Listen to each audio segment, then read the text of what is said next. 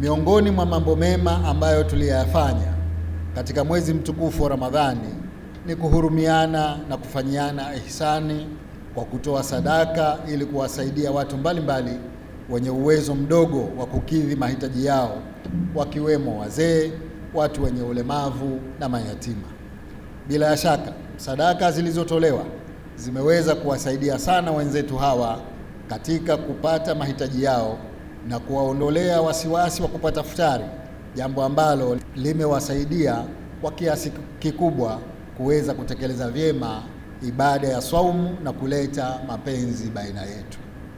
Na wasihi tuendeleze utaratibu huu mzuri, kuwakumbuka na kuwasaidia watu wenye mahitaji mbalimbali katika maisha yetu ya kila siku, kwa kuzingatia kuwa utoaji wa zaka na sadaka ni miongoni mwa mambo tunayohimizwa Waislamu kutokana na faida zake katika kuchochea ustawi wa jamii.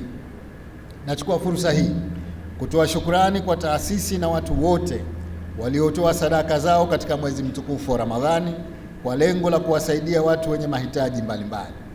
Aidha, na washukuru wale walioandaa futari kwa ajili ya wenzetu hawa, mambo ambayo yanasaidia kuongeza upendo, umoja na mshikamano. Tunamwomba Mwenyezi Mungu awalipe kila la kheri wenzetu hao na awaongezee baraka na ufanisi katika shughuli zao.